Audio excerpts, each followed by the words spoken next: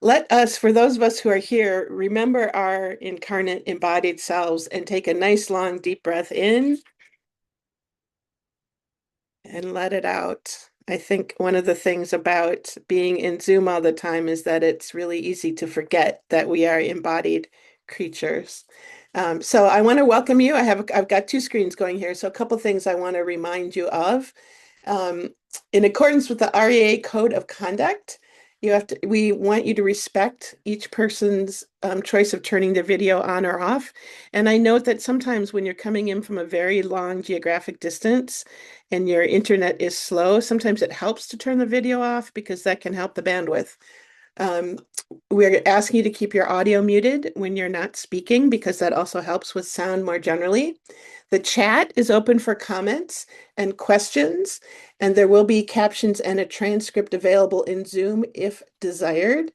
Um, what we're going to do is I'm going to give a brief presentation, very brief introduction to the series. Then I'm going to introduce each of our fellows to speak, trying to keep them limited to time, and then we'll have a wider conversation.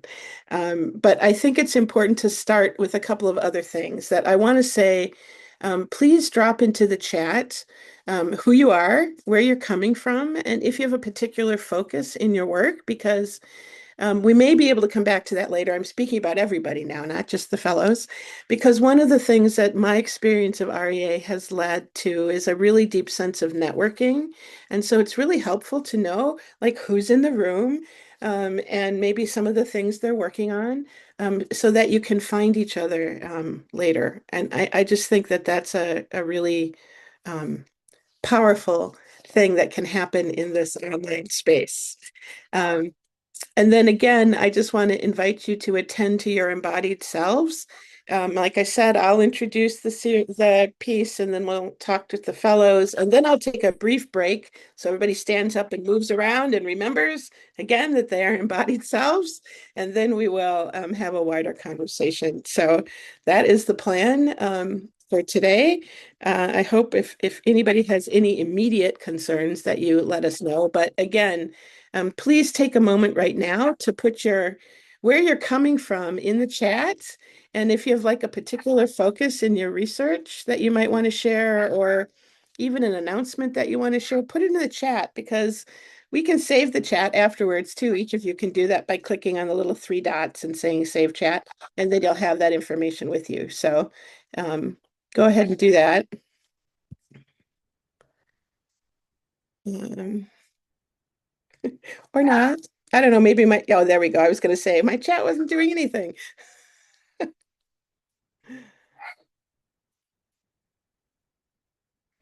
I will briefly note that my name is Mary Hess. I'm on the faculty of Luther Seminary in St. Paul, Minnesota, which is on the lands of the Dakota and the Anishinaabe.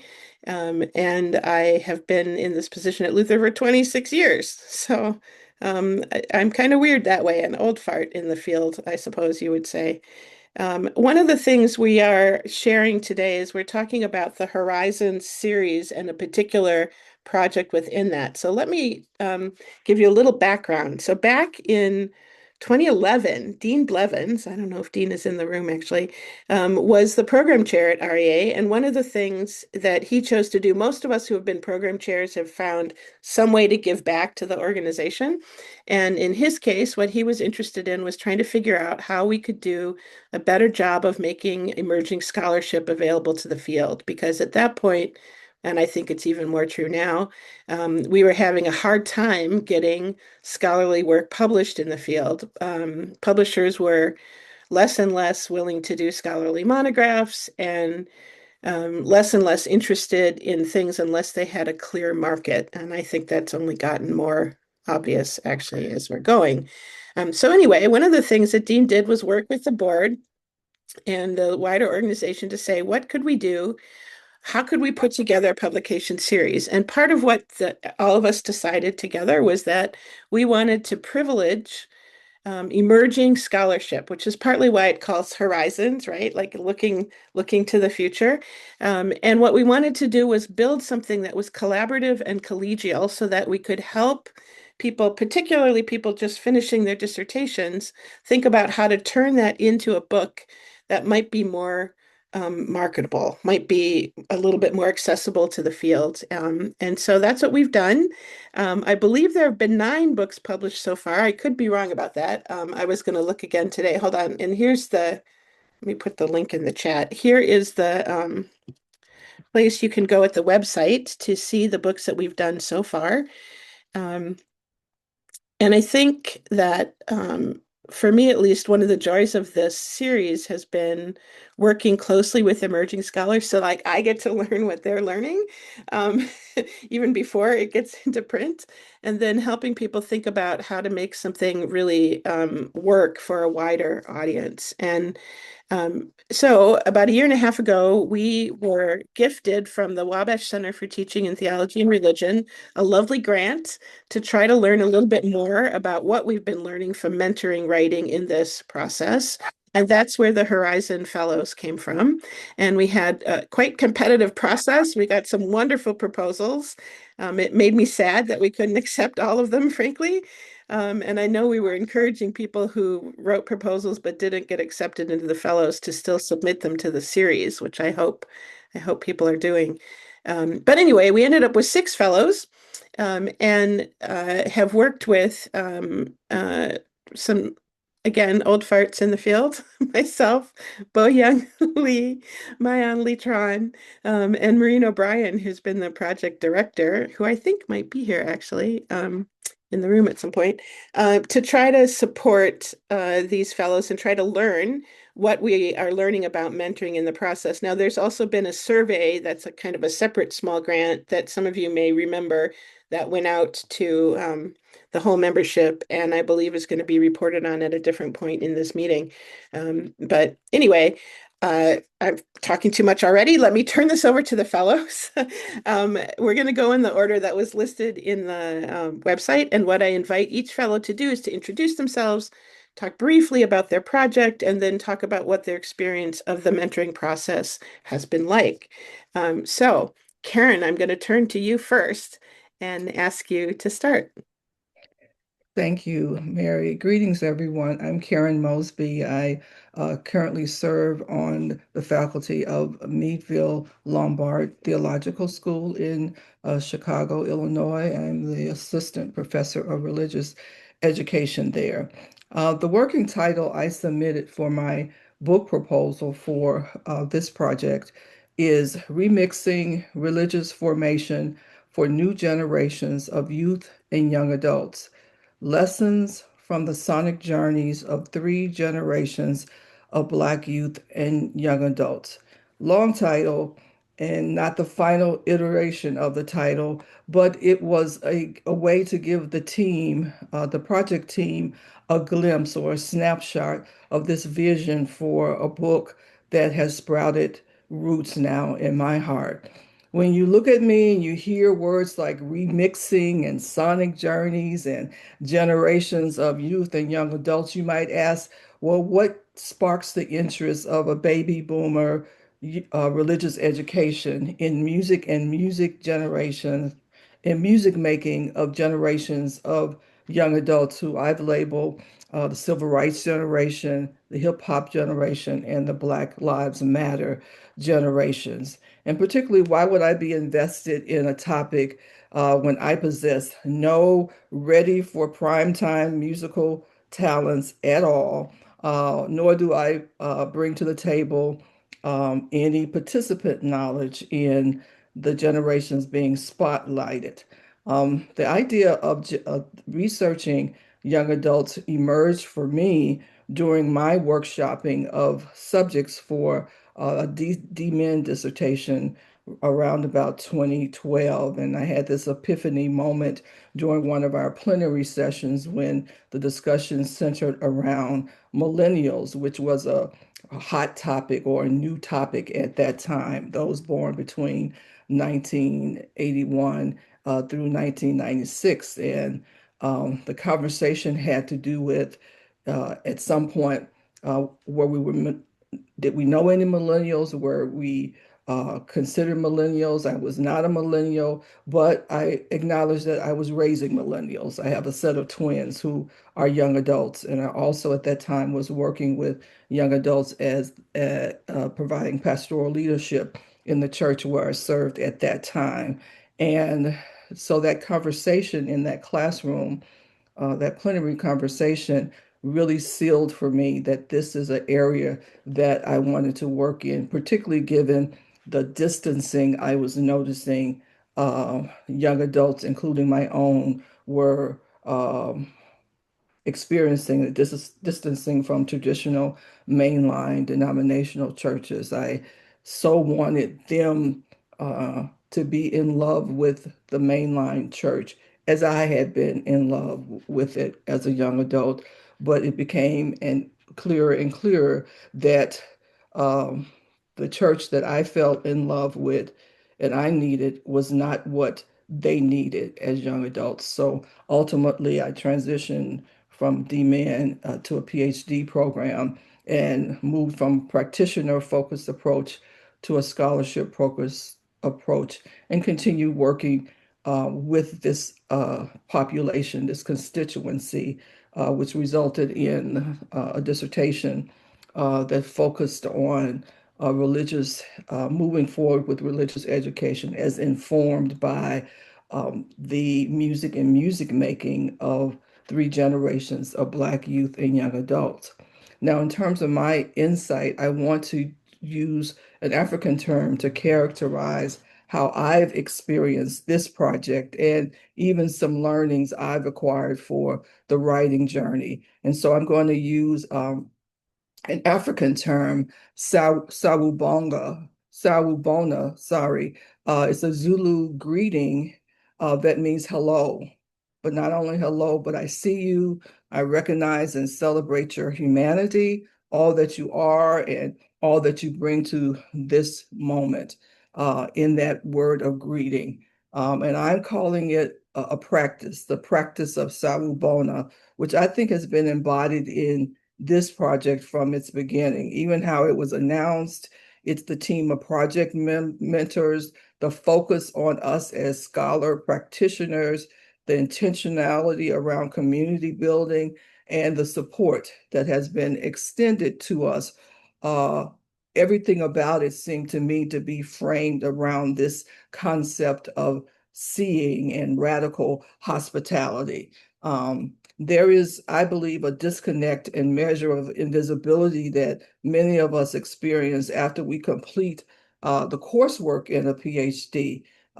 It's like we drop off the radar, and but the design of this Horizons project represented for me a type of intervention or a curation of a third space where it felt as though we as participants were really being seen and heard and valued.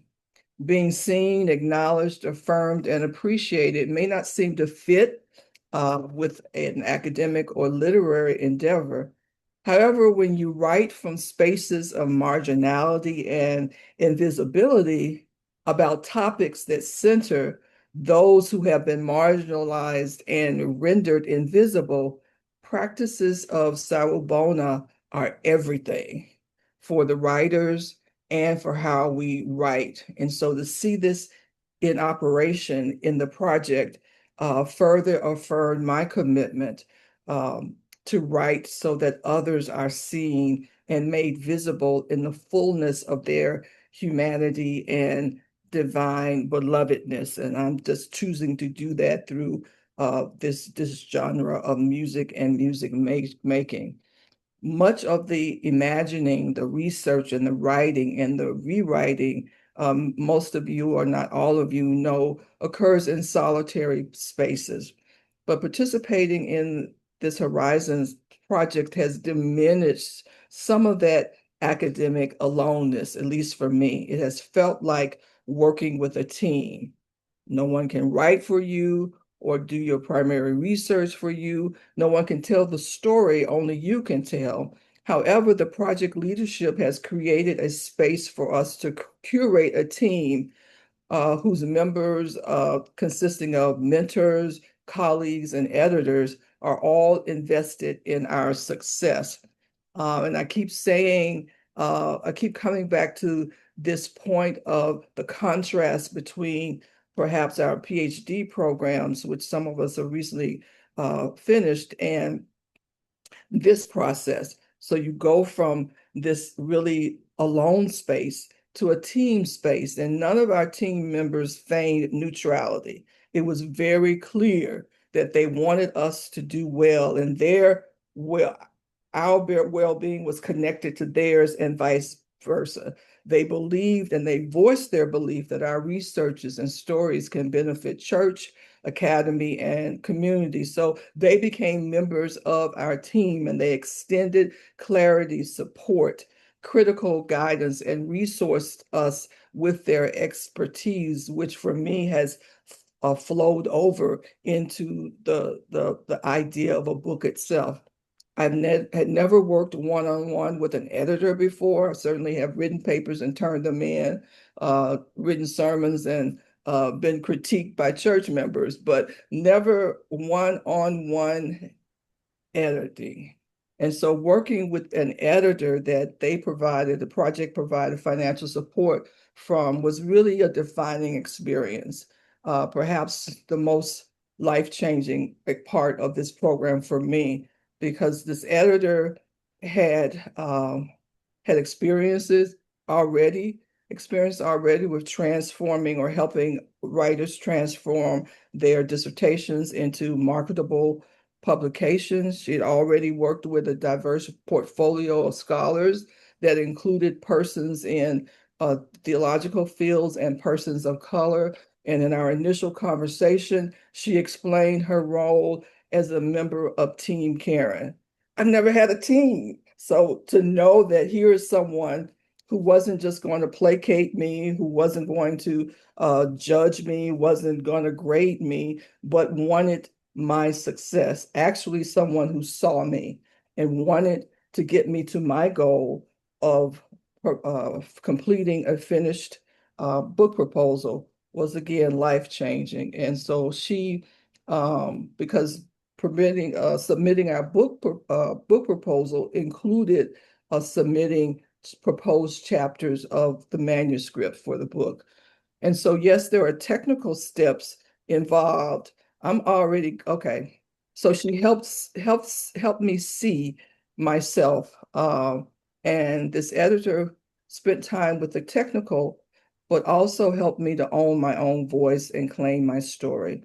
I knew how to write a paper. I knew how to write a sermon, but claiming my voice as a writer has been life-changing. And so I thank the Horizons team for that learning, to beginning to learn how to move from viewing writing as a function or task that is a part of a job to viewing writing as part of my vocation and gifting for my purpose in life. I'll stop there, Ashe. Thank you, Karen, so much. We're going to move on right now to Patricia. Hello, everyone. I'm glad to be here. And I welcome you all to this session. My name is Patricia Bonilla. I teach at Austin Presbyterian Theological Seminary as the assistant professor in Christian education. And I believe I'm the only one in this group that did not submit a book proposal. What I ended up working on was a grant proposal for sending to the Lilly Endowment. And so I had a number of projects that kind of stemmed from this Horizons grant and being part of this fellows cohort. So I'll just speak a little bit about the Lilly grant that I submitted. So my institution asked me to consider applying for the Lilly Grant on Christian practices. And I submitted a proposal entitled Nurturing Christian Practices of Latina Youth and Young Adults. And it draws from directly from some of the work that I did in my dissertation. So I'll read the purpose of this grant initiative. So the project, Nurturing Christian Practices of Latina Youth and Young Adults, responds to the urgent need for meaningful, contextually grounded, and justice-centered Christian formation among Latina youth and young adults. The initiative recognizes the realities faced by both immigrant and US-born Latina youth who navigate life at the intersections of linguistic, cultural, generational, technological, and economic divides in the United States. The purpose of the initiative is to cultivate formational spaces, relational networks, and intergenerational communities where Latina youth and young adults can engage Christian practices that nurture spiritual resilience, vocational discernment, communal belonging, healing, and justice making. I should say that my dissertation, in my dissertation work, I did some ethnographic work with the Hispanic Youth Leadership Academy. Um, I draw from the research that I did and some of the practices that young people indicated were important to them. So the proposal then was to think through how to expand this work at a national level and to continue to build on practices that are important for again Latina youth, particularly immigrant and um, and youth that are interested in justice-centered education. So through the cohort-based leadership formation, uh, some of the things that we would be doing then through this initiative is to build cohorts in various regions of the US to do vocational workshops, borderland immersion experiences, and theological reflection groups, embodied spiritual practices, mentorship networks, intergenerational gatherings. The proposal also calls for the initiative to accompany participants during the critical period of identity formation and spiritual discernment. So the work would be with high school students as well as college students and those students that are considering seminary education. So it would be to develop a clear pipeline um, and to work on intergenerational mentoring, which many of the youth indicated was an important part of their vocational discernment. This initiative builds upon the work that Austin Seminary is doing. And I want to take a moment to acknowledge my new colleague who I see here on the call, Dr. Gina Robinson, who will be joining our team as executive director of the Arc of Ministry. So welcome, and I'm excited to be working with you and hopefully implementing this initiative as well.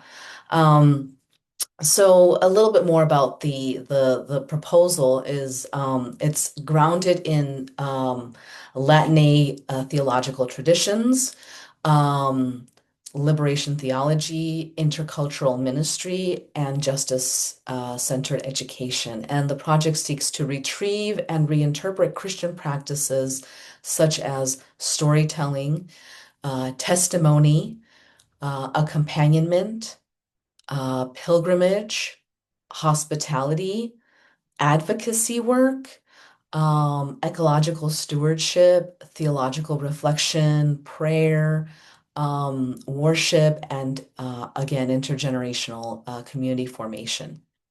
These practices are understood not simply as inherited rituals, but as living communal practices that must continually respond to the realities and spiritual questions of younger generations. Ultimately, the initiative seeks to nurture a new generation of Christian leaders equipped to participate in the life of the church and the transformation of their communities. So I go through and explain how the project will be implemented over three various phases, and the various institutions that it would be working with within the seminary. And I want to share a little bit about the rationale for this. So younger generations are increasingly disconnected from traditional institutional expressions of religion. As sociologist Christian Smith kind of points to, I draw from his more recent book on why the church went obsolete.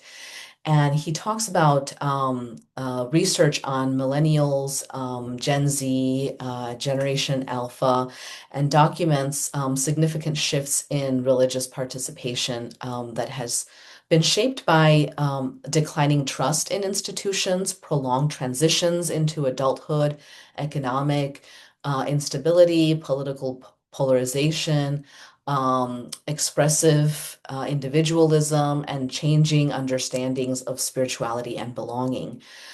Yet these narratives of religious decline do not fully capture the deep spiritual searching, the moral questioning, and the communal longings of younger generations.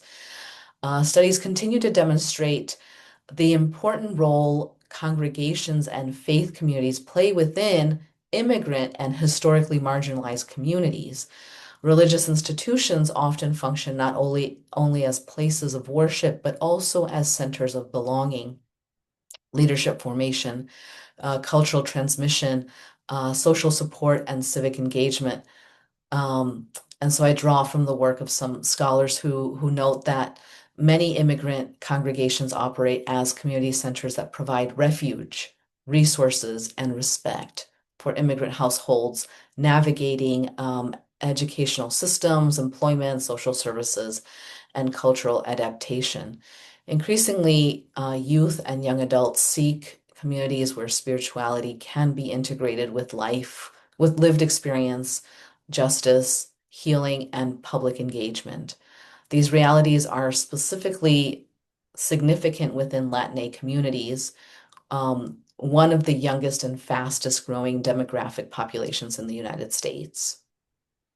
Um, at the same time, many Latinx youth and young adults are navigating migration and displacement, racism, anti-immigrant rhetoric, ecological crisis, violence, economic precarity, mental health concerns, and vocational uncertainty. These realities often produce feelings of fragmentation, anxiety, and disconnection from traditional institutions, while also intensifying the need for spaces of communal care, spiritual grounding, and belonging. So, research and lived experience indicate that peer-to-peer spiritual formation, intergenerational mentorship, service learning, leadership development, and vocational discernment significantly shape the long-term spiritual lives of youth and young adults. Despite these, there remains a major gap in ministry initiatives and theological research focused specifically on the Christian practices and spiritual lives of Latinx youth and young adults. And on that Um, lovely note, Patricia, I have to call time. Yeah. So I just wanted to share a little bit about that. Thank you. And it's just been wonderful to work with an editor again. I won't reiterate what Karen has already shared, but just being able to think about how to support the work that my institution is already doing and to expand that work through the research and ethnographic work that I did through my dissertation, I think was very helpful to kind of talk through how to do this with an editor and with the mentors on this fellows program. So thank you. So thank you so much. We can maybe say more when we get to the conversation part. And I then want to turn over to Misan. Welcome. Hi, everyone, and good morning, good afternoon, and good evening. My name is Misan Choi, and I reside in Claremont, California. But today I'm joining you from South Korea. It's almost midnight. I'm teaching religious education and practical theology at Claremont School of Theology as an adjunct faculty. And it is a privilege to be part of this, wonderful Horizons project. And thank you so much for the opportunity to share my work with you today. My project examines Christian nationalism as a pedagogical problem and proposes a new vision of Christian formation through what I call subversive table pedagogy. So much has been written about Christian nationalism as a political or theological phenomenon, but my project approaches it from a different perspective. Rather than asking only what Christian nationalism believes, I ask how it shapes people. So I argue that in contemporary American Protestantism, Christian nationalism has become more than a political movement. It functions as a powerful hidden curriculum, shaping believers through national symbols, religious language, sacred narratives, and everyday practices. Patriotism can express gratitude, responsibility, and care for one's community. Christian nationalism, however, asks for ultimate loyalty to the nation, gradually replacing discipleship to Christ with alliance to the nation. So as a result, privilege can come to be seen as God's blessing. Inequality becomes normalized, and exclusion is often justified in theological terms. For that reason, I argue that Christian nationalism is not simply an ideology, but a pedagogy of empire, one that normalized the domination, hierarchy, and exclusion. Historically, it has been deeply intertwined with white supremacy, settler colonialism, and narratives such as America's chosen nationhood and manifest destiny. That brings me to the central question of the book. If Christian nationalism is something we learn, how can we unlearn it? How can we unlearn it? So my answer is a subversive table pedagogy. Rather than seeing the table simply as a symbol of hospitality or communion, I understand the table of Christ as a formative space where new identities, relationships, and communities are cultivated. The project begins with the simple assumption. Every community teaches us how to see ourselves and others. So the real question is not whether we are being formed, but what kind of people we are becoming. To explore that question, I revisit the meal practices of the 1st and 2nd century Christ communities in the Greco-Roman world. Although these communities didn't describe their meals as educational practices, their table fellowship challenged social hierarchies and nurtured new ways of belonging.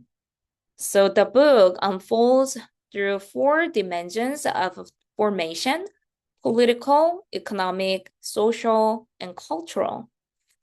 Each chapter examines how Christian nationalism operates within one of these dimensions, and then rereads biblical meal narratives and early Christian table practices as a transformative vision of Christian formation. I also take a transnational perspective by bringing the US context into conversation with South Korea far-right Protestantism and Japanese imperial memory and the symbolic politics of nationalism in Korea. Finally, each chapter includes examples from meal-centered churches in Korea and the United States, not as models to imitate, but as living examples of what subversive table pedagogy can look like in practice. So ultimately, this project invites readers not only to critique Christian nationalism, but also to unlearn it by rediscovering the table of Christ as a place where communities are shaped by liberation, mutuality, and shared life. So as I'm looking back this journey, I feel incredibly grateful for the mentoring experience. Dr. Byung Lee, as my mentor, was instrumental in helping me shape this project into something much more focused and compelling. So she challenged me to think carefully about how the book's central argument should be developed throughout each chapter and what ideas needed further clarification, because it's very difficult to clarify my idea, and whether I had seriously engaged with the potential blind spots and opposing perspectives. So those conversations strengthened not only my argument, but also my confidence as a writer. And another important lesson was learning that writing a book is very different from writing a dissertation. Rather than simply bringing together the ideas of other scholars, I learned how to find and develop my own voice in conversation with them. That has one of the most meaningful parts of this journey and has helped me grow not only as a scholar, but also as an author of this book. I'm also very thankful that Horizons project connected me with an editor, as Karen briefly mentioned. Working together to make the manuscript more accessible to a wider audience taught me a great deal about writing beyond academia. Learning how to communicate complex ideas in a way that is engaging and readable has been an invaluable experience. And finally, one of the greatest gifts of this project has been the community. The community. It was a real privilege to journey alongside fellow participants to share our projects, our questions, and even our struggles. Those conversations reminded me that writing can sometimes feel solitary, but it doesn't have to be. So I'm deeply, deeply grateful to everyone who made the Horizon Project possible and created such a generous and encouraging space for all of us.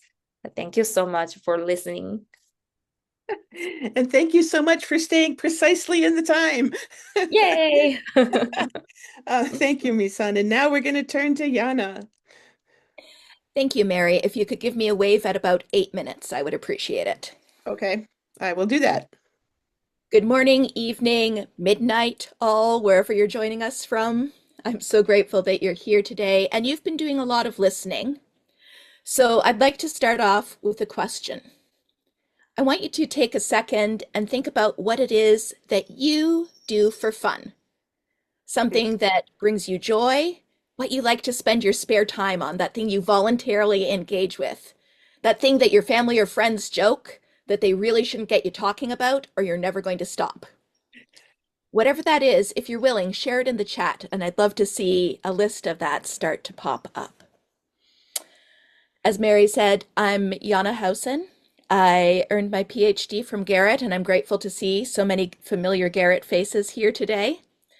And while I have taught within the seminary context as an adjunct professor, my primary life is as a practitioner. I'm an ELCA pastor, Evangelical Lutheran Church in America. Until recently, a congregational pastor, and I just made the jump to work at the synod or the judiciary level. All right, I'm seeing the answers roll in. Lord of the Rings, oh, detail. Tennis, perfect. Certain movies, playing the drums, quilt, sew, read. Baking bread. I love it. Going to the pool with my kids. Brilliant. So that thing that you name, I'm going to suggest that is what you are a fan of. For my kiddo, they are a fan of roller coasters. So unless you want to know when a certain manufacturer developed a certain track and what new elements that enabled, do not ask them. Do not even mention roller coasters in their presence.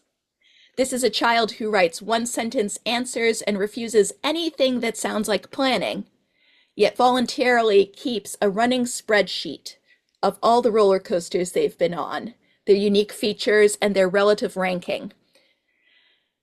When I ask how their day is, they'll often compare it to a relevant roller coaster. Oh, I had a Maverick at Cedar Point kind of day. They find joy. They voluntarily seek out additional information. They spend their time on this topic. They use it as a reference point to process, understand, and describe their day.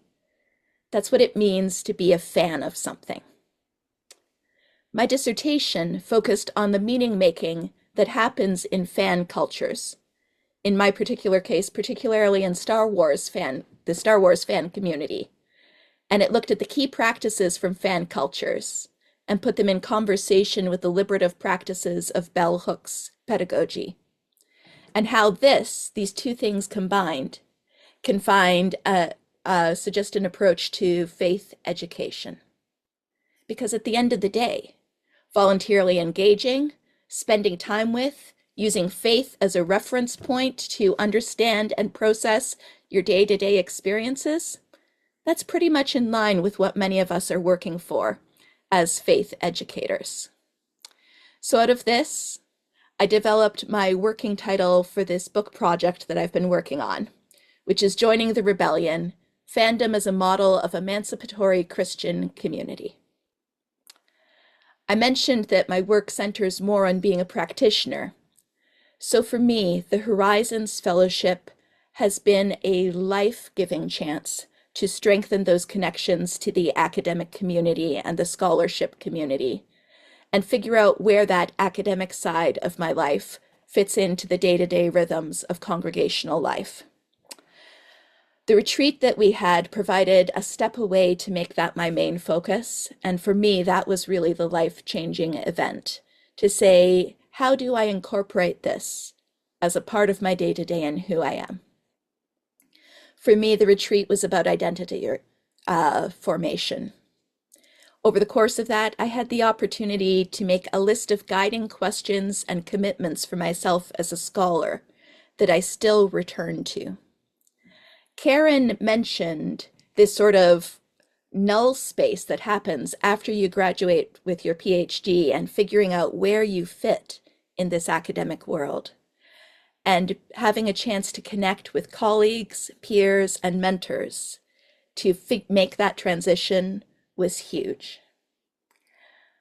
It was a process of relationship building, and I cannot tell you the absolute gift it was to work with the pillars of our religious education field. We have Maureen and Mary here today, but those who can't join us, the benefit of their wisdom, insight, challenges, and experience, and the ongoing connection to sort of shepherd you from, oh, I'm a PhD student, into, oh, I am part of a scholarship community. The affirmation of the particular perspective I bring, that voice that I have, rather than trying to imitate other voices, was a gift. And it helped me make the transition in my own head from student to colleague, although I still feel a tiny bit pretentious, even daring to claim that. So let me name that. At the same time, this retreat gave me the chance to work with my incredibly talented and brilliant peers who were going through this same transition that I was, figuring out who we were and what our voices were, and seeing these voices develop over the time. I'm thinking back to what I heard Patricia and Misan and Karen, the big infancies of your project, and where it has come over this time is so neat to hear. So this was a chance to remind me that I'm not alone in developing my voice. And this in-person retreat gave us a chance to laugh and eat together, which most of us know is one of the best ways to form community. The practical tips that I've received through the Horizons Fellowship have been a gift. I will own that I am a professional procrastinator. Anyone else share that particular affliction?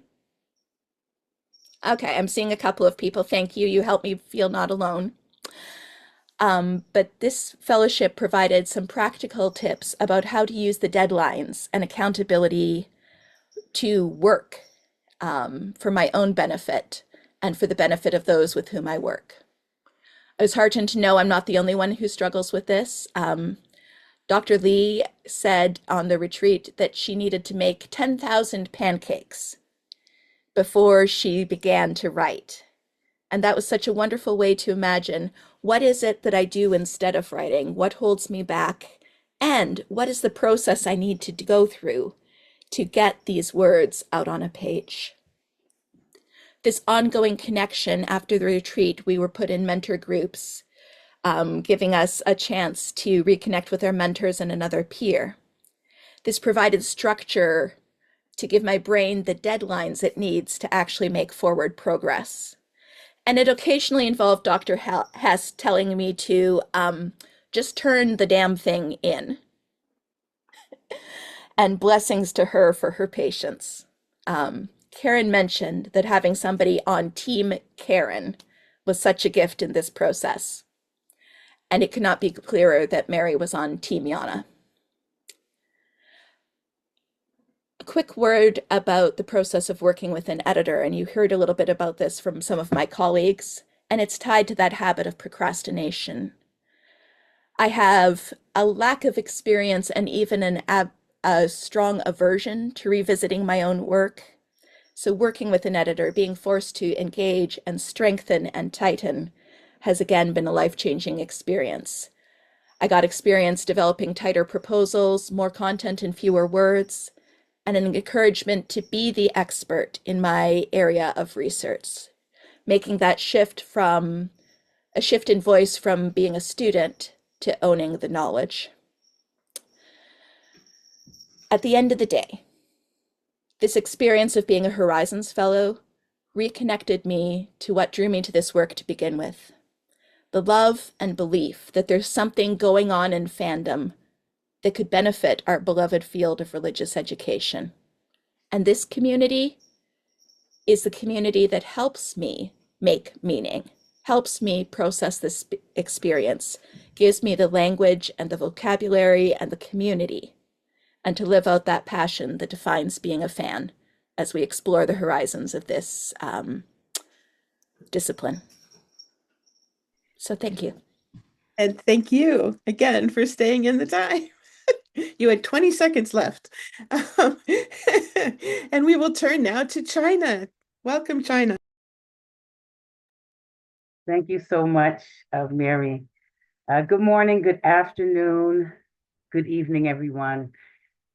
I just want to take this moment for sacred solemnity as one of my tribe persons has transitioned, just found out 2 days ago.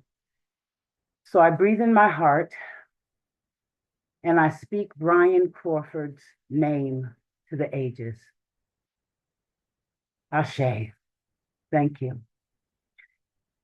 My name is Reverend Dr. China Marion Cook, and I currently serve as the Library Associate for Circulation, Archives, and Outreach at Lancaster Theological Seminary, now Moravian University School of Theology.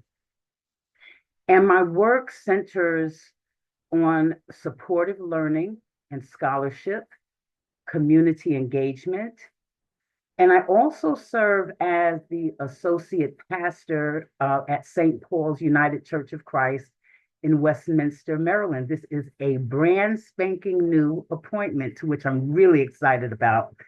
And I am very passionate about ministry, about teaching, and creating spaces of belonging and transformation. My work and my calling tend to sit at intersections of faith, education, community, advocacy, and justice. My doctoral work is entitled A Visionary Ubuntu Pedagogy, Developing Equitable and Equal Access to Learning. And that emerged from a deep commitment to community, to liberation, belonging, and educational justice. And the process within this fellowship allowed me to begin imagining an alternative to traditional academic structures and moving into a book project. So instead of a dissertation, it moved into a book entitled, the ongoing title, When a Silent Generation Screams Loudly, Black Women, Mental Health, and Ubuntu. And I just cannot say more how grateful I am to the mentors, particularly my mentor, Mary Hess, who encouraged me to revisit a creative project. It was a sample. And so this was something that I did as a creative writer. And I said, how does this fit in this process? But we were able to have many discussions about how my doctoral work could engage and be alongside this creative writing sample. And then so rather than relying solely on conventional arguments and findings, I became very interested in using these vignettes, stories, lived experiences, poetic reflections, and grounded narratives that could hold the scholarship as well as humanity together. And being a practitioner, having that intersection and having that marriage was very important to me. And I realized that in doing this, and this was the process for me, that I was not abandoning scholarship, but I was expanding the container, if you will. Hallelujah. So the thing that I'm thinking of, and like if I was to like encapsulate this whole process, I would call it from dissertation to vignette, discovering voice through mentoring, revision, and creative scholarship. And so what does that look like to reshape a dissertation research into a publishable scholarship? Just like my colleague, Yana talks about revision, I have an aversion towards that. Like when I'm done, I'm like, I'm done. Like I don't want to keep doing this over and over again. Hello. But the revision process challenged me to ask several questions. And those questions that I considered was, how do I make scholarship accessible without sacrificing the rigor? How do I preserve my voice, the authenticity of my voice, rather than write around it? And then how do I allow scholarship to breathe through the story, which was very important in my work? So through this process, I learned that vignettes create space for lived experience and narrative knowledge. I discovered that through storytelling itself, it also can function as theological and educational methodology. And most importantly, I realized that scholarship, hallelujah, does not need to be detached from identity, embodiment, or creativity. And that was so affirming for me. I want to give a big up to Dr. Patrick Reyes, who really encouraged me to be a part of this program and initiative. And I say ashe to him, because my poetic instincts and my storytelling style, I realized it wasn't a barrier to academic writing. And in fact, it became part of the contribution that I have in this community and in budding scholarship, to which I'm very, very grateful. The next thing is thinking about mentoring and organizational support. As my colleague Patricia talks about, there has been some disconnect with feeling that organizational support, or there being some trepidation.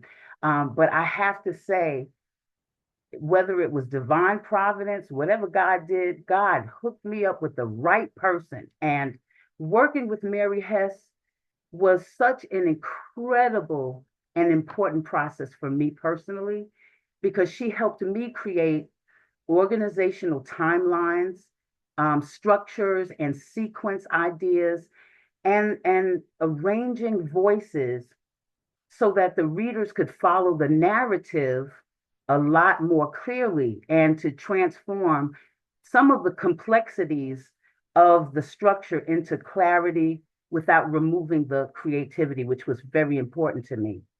And through her mentorship, I learned that organization is not the enemy of creativity, and structure became a form of care for the reader, which is very important. And so this idea of revision was no longer my arch nemesis, but revision then became love in words, and revision became creating a pathway whereby the readers could enter into my work in a more fulsome and satisfying way.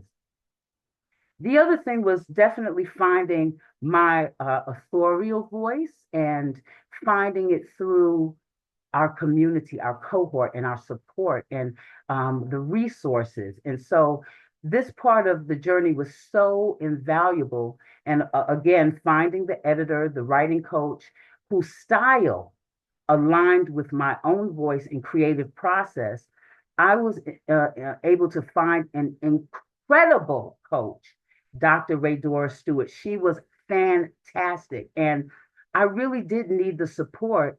And she understood not only the academic rigor, but she understood poetic writing, scholarship, Black identity, cultural expressions, queer identity, and this idea of how to bring in liberation and creative imagination into scholarship. So I learned that finding the right support is not simply about grammar.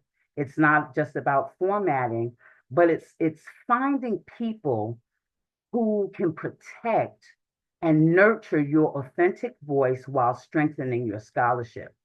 So what I realized, like part of what my colleagues are saying, voice is not discovered in isolation.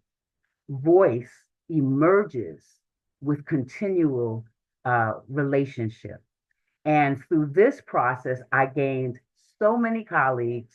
And in terms of my editor, I believe that we'll do some future work together. So I'm very excited about that. So, and also I'd like to say that I also received grounding support from Annabelle Prophet, whose insight really helped to strengthen my structure.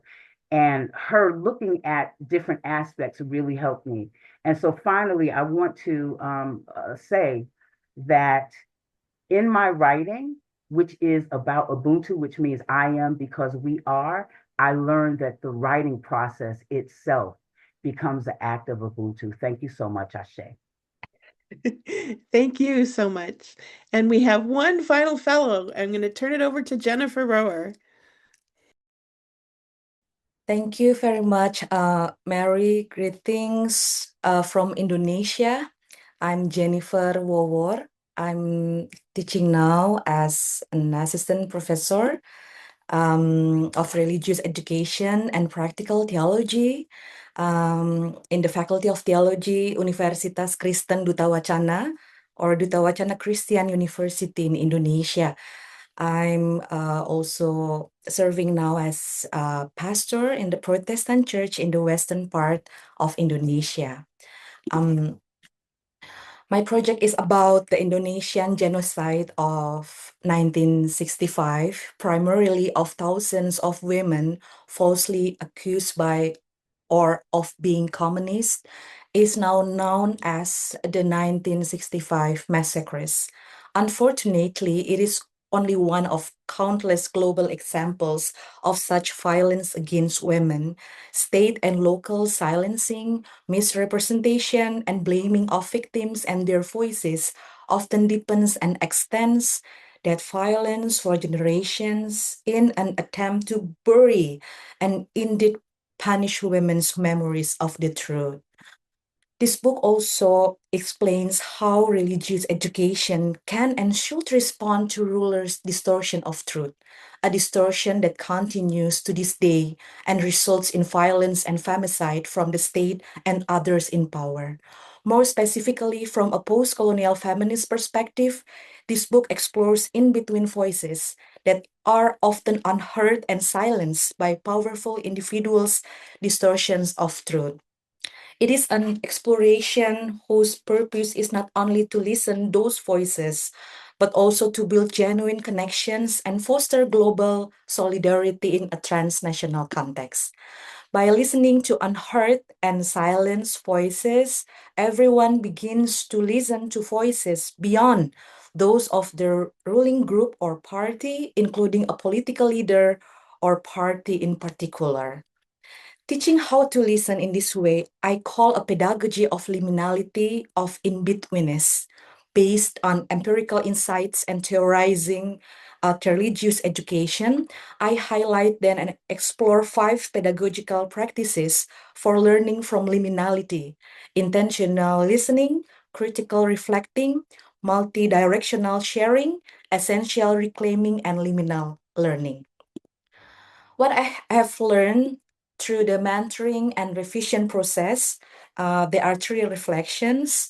My first reflection is about how I'm reshaping dissertation research into publishable scholarship. Firstly, I think about my purpose. In a dissertation, I need to show that I have done the research and can construct and defend an argument. But in a book, I need to state and explore a thesis. I also need to build my own constructive thought, and my own voice needs to be strong and clear. I learned that book is a combination of what, so what, and now what. What is about information, so what is about analysis, and now what is about inspiration, reflection, and call to action. I'm using these 3 as a guide. The proportion of what, so what, and now what are often helpful for me in framing my chapters and the book itself. And the second is think about my reader. In a dissertation, of course, I'm thinking about my committee. But in a book, the audience is much broader. Get that book reader clearly in mind and write plainly and directly to and for them. my second reflection, how I'm discovering my authorial voice.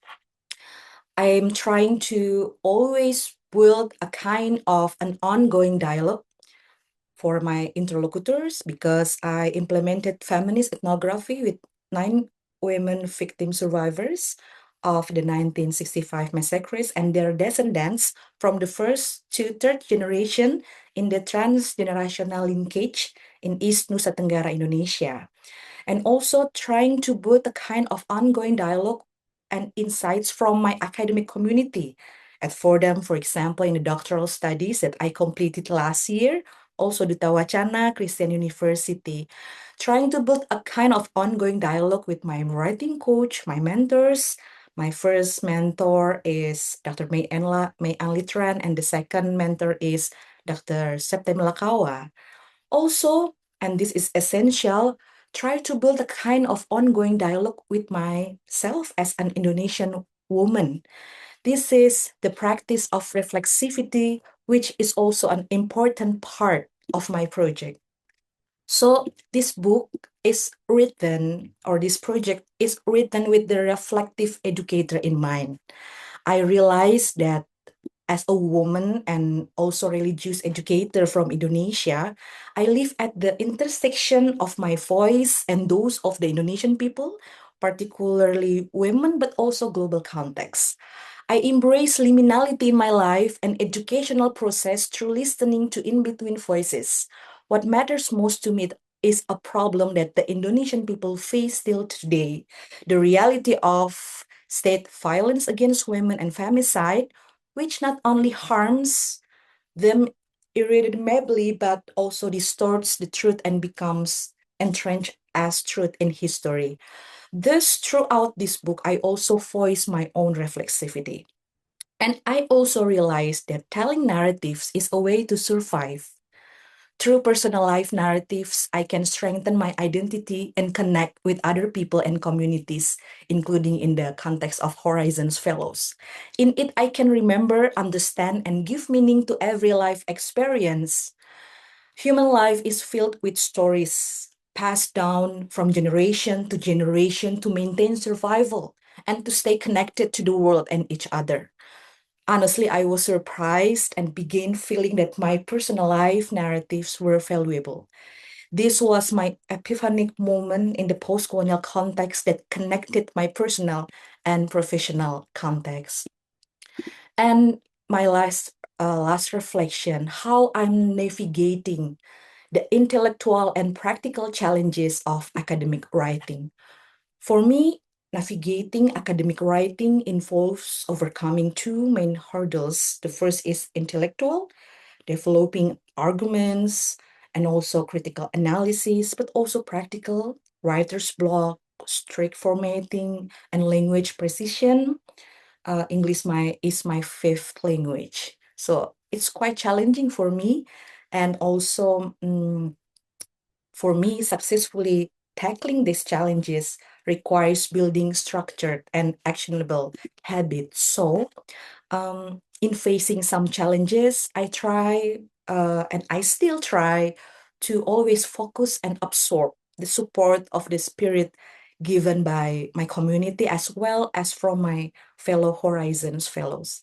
Writing coach, my 2 mentors also, I felt benefited from the mentoring process in writing retreat held in Chicago last year. I was able to meet and share with the committee of the REA, including mentors and also Horizons fellows. I remember when one of my fellow from Horizons told me about the experience of imposter syndrome while writing. Yes, of course, I have experienced it too, how to connect my local and, personal experience to the global context. But I know I need to voice it. So in the process of dealing with many, many challenges, however, for me, by collaborating process, I feel strengthened to move and move forward. So thank you very much. My deepest gratitude to the Horizons teams, all fellows, thank you. And thank you all for listening. And thank you. And thank you to all of these fellows. Now, I want to invite us to take about a 7-minute stretch break. So I think that will be at 46 minutes after the hour, if my math is correct. Wherever you are, in whatever space you're in, I would urge you to turn off your audio and video and get up and stretch. You might then think about what questions you might want to pose, either to the fellows or to each other in whatever way you want to think about that. We will have both the open chat and we will be able to raise hands and speak. So please take a break until 46 minutes after the hour. So Cheryl, I see your hand is raised. Why don't you unmute? Thanks, Mary. Thank you, fellows, for your deep gifts this morning. I really appreciated your sharing of your experiences and your learnings. One question that has been resting with me for some time, related to what I have heard from each of you, was an identification of your poetic gifts, your vocations as writers, as well as a desire to honor scholarship in some form, whether you are a practitioner or educator, or researcher. And I wonder if any of you wrestled with the tension between writing for the academy and writing for the public, whether the public includes the ecclesia or the general everyday person on the street who is engaging with the divine in some way and desires to walk more deeply into their life. So that might be a false dichotomy, but it's one that has been a part of my journey, and I wondered if any of you wrestled with that as well. Thank you. So let's start with the fellows. If any of you want to just weigh in, why don't you just unmute and begin? Dr. Cheryl, thank you so much for this question. I found, coming from a performing arts background of over 40 years, the marrying of scholarship and creativity was very challenging for me. There is a fluency that I have with creative writing, but being in a white institution, I found myself trying to follow what I felt was academic, scholarly rigor. And it was often said to me, this is great, China. It kind of lacks your voice, but it's solid. And so I resisted internally when my mentor said, I like this creative vignette of yours. And I said, I did that in 2012. That's not scholarly. That's not academic. That's creative. And she said, it's real. And the question that was asked was, do you have passion to do a whole book on first generation college students of color? And I said, oh, no, I don't. No, I don't. No. And so she said, well, what do you have a passion for? I said, Ubuntu, community, gathering, equity. And she said, there's a way to do that.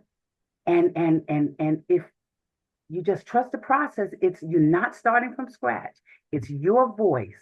And we can take your doctoral work and marry it, and you'll find that there's space for you. And so I was able to learn how to trust it, not just with my mentor, but my editor, who was a woman of color, who was also queer, and was able to say, hey, you keep saying that poetry is not academic or scholarly. Who told you that? And I said, these white institutions that I'm a part of. And she said, well, then you got to go to some more institutions. And so she gave me permission to be all that I could be. And she said, just make sure, quote, quote, quote, research, combine it. And so it became very liberating for me. And so that this is a continual process that I'm loving my voice. And I believe that there's an audience for that. So yeah, thank you. Any of the other fellows want to weigh in?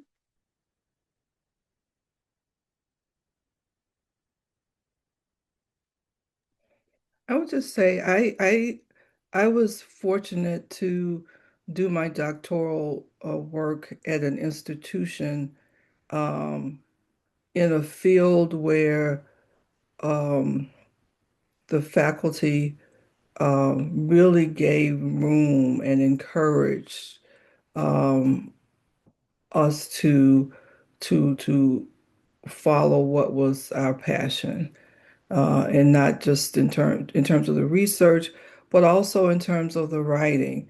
And I know that's not the case. That was not the case in every field, even within that particular, that was Garrett Seminary, but within, and that's not the case in every seminary, as China or graduate school, as China has mentioned. But for that space at Garrett in the among the religious education faculty, I realized as I listened to others how fortunate I was not to have to deal with some of the dichotomies that others have to deal with.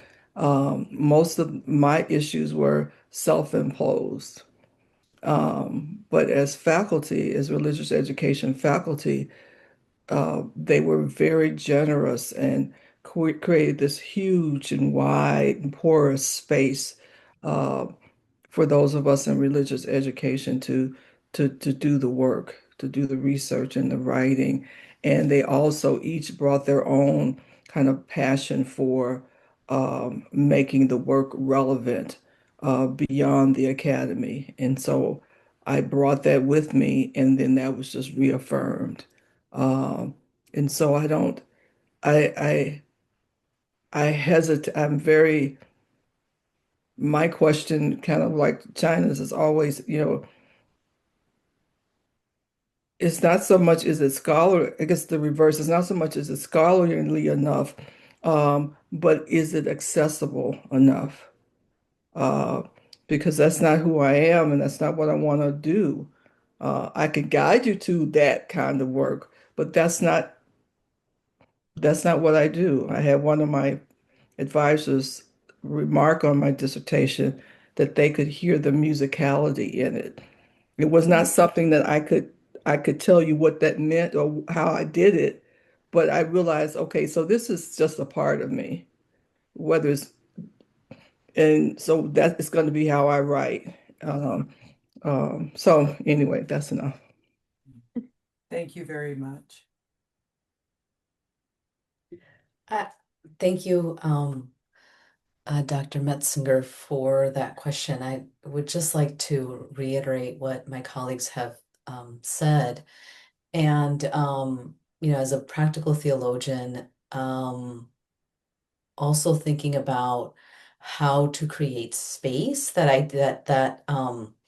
what Karen has said about accessibility, like how do we create space for particularly for the community that I work with, which is young people, um, and how does writing help us create space, right? How does our writing um, talk about the invisibility, help us articulate that, help us create opportunities, networks, um, and invite others, right, to have space to discern, to do the work of vocational discernment.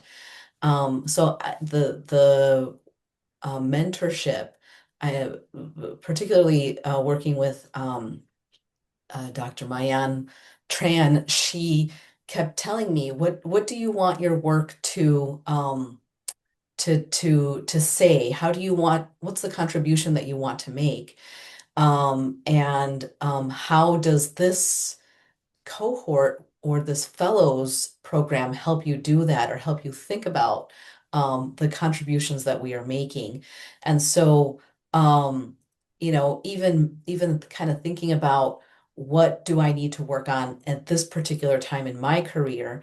And I discerned that at this point, taking the opportunity to write a grant would offer my community more accessibility, right? And would write about the lack of access, the lack of opportunities to even engage in vocational discernment and theological education and retrieving stories and retrieving Christian practices of folks that have been at the margins and who have not had spaces to work on these Christian practices. So thinking about how do we partner with the institutions that we are a part of, how do we build these networks, what are the practices that we are applying, and what impact is it making? That was important for me, and to have a mentor who could help me kind of figure that out as well. Thank you, Patricia, and Jana as well.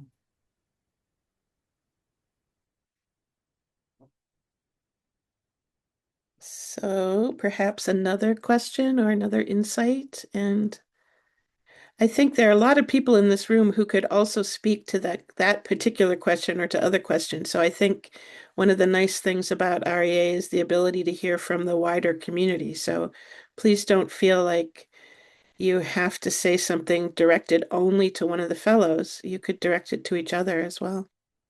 A lot of us are are in this field trying to figure out how to make it work.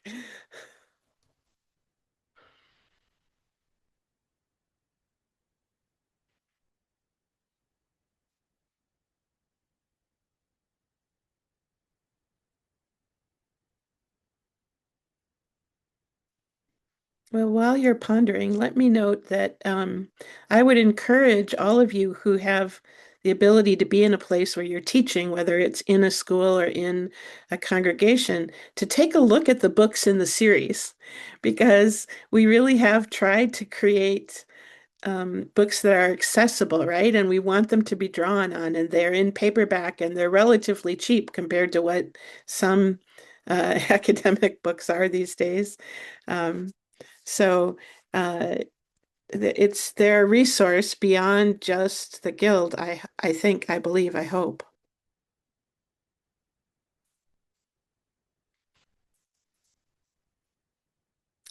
Maureen, please unmute and speak.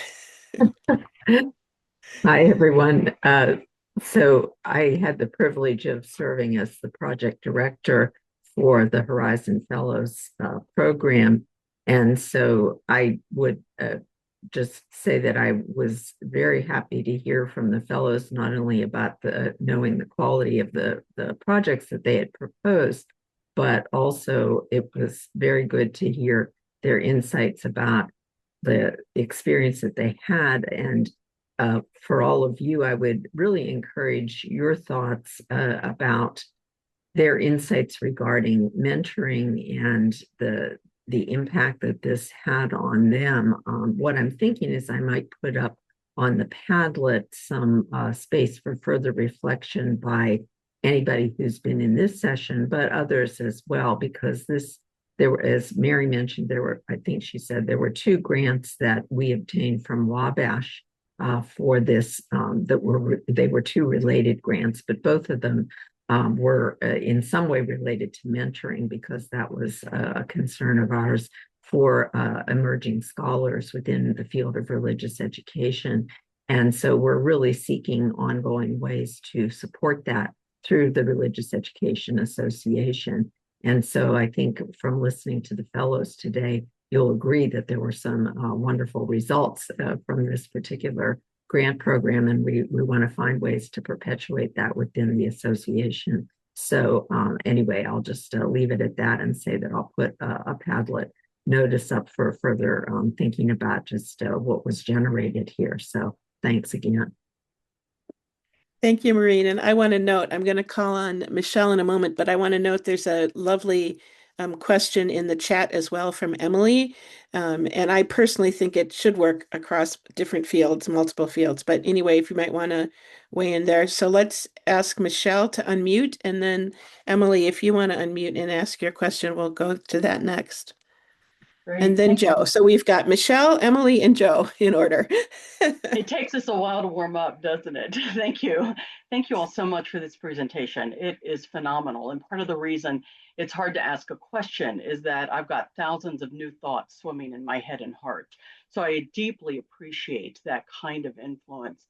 One of the things that I want to bring is I'm struck by some of the comments that you all, as the fellows, have made around the collegiality and the place where you haven't been in isolation, and how academic isolation has been something that you all have experienced. And now you are finding a new way of writing and producing inspiration and work in a place where you can actually do it with colleagues and friends and mentors and the like.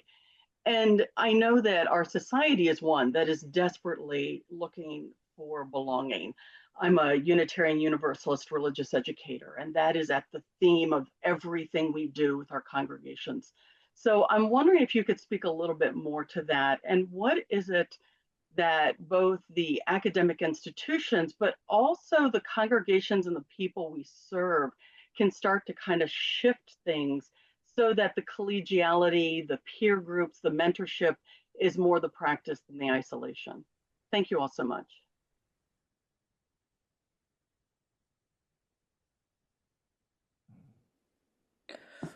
One of the things I think that was particularly unique about this experience is that there was financial backing to it. One of the questions that occurred to me is through the process is about the expectation of mentorship being unpaid labor and disproportionately affecting women, people of color, those at the margins. So to be able to partner in this way where this work was supported, to intentionally build community, was something, going to Emily's question, I think particularly unique to the field of religious education, because we have this emphasis on belonging, on community, on developing these relationships. So to put our money where our mouths are and to be able to support and fund this work in a way that wouldn't necessarily happen in other places is made this a particularly unique space. So I'd be curious how we can shape our institutions and our congregations to put our money where our mouth is and make this an intentional process in more venues. I just want to follow up that on with that, Yana, because it occurs to me that there is some we have socialized ourselves, particularly those of us in the United States. I don't know that this is the case for everyone else, to think that this is mentorship or communal collaborative work can be optional, that we're okay, independently going about our business or doing our work, when in reality we are not okay. And looking at the state of the United States is evidence that we are not okay doing things independently, doing things individually. Um, and so for that to be reflected, at least in this part of the world, in our academic institution, it's a misnomer. We go into these PhD programs again, in the United States, with this idea that we can do this. I can do this, when quietly we're suffering. We're not thriving until we begin building connections and relationships. So part of, like a B part of an additional part of what has already been said, what Jan has said, is that to begin to change the culture, maybe it starts with religious education, maybe we're more receptive, but to begin to change the culture to say, mentoring communities, they have to be baked in if we're going to thrive. If we just want to get through the programs, okay, well, whatever. But if we're going to thrive, as we're learning from working with youth and young adults, if we're going to thrive as an adults, we've got to have that part in, and which also means that we have to financially support it. But my primary point is for us to stop thinking about it as optional. If Amen, amen, amen. And if thriving is the goal, if thriving can I, is the goal. can I bring Joe's voice in here? You're up next. And I think you might be our last comment or question. Then I'll be brief. Um, I just want to make a suggestion from another vantage point, and that's from the side of publishers. Um, and this is not to be in competition with the series that Horizons has produced, but also to consider other publishers to broaden the conversation. One of the tasks would be is for persons to consider, and you can actually start by your own library and the books that you're most fond of. 95% of publishers have a niche of what types of work they publish. And in your own personal libraries, you probably have a preponderance, or at least a majority, of books published by one or two publishers.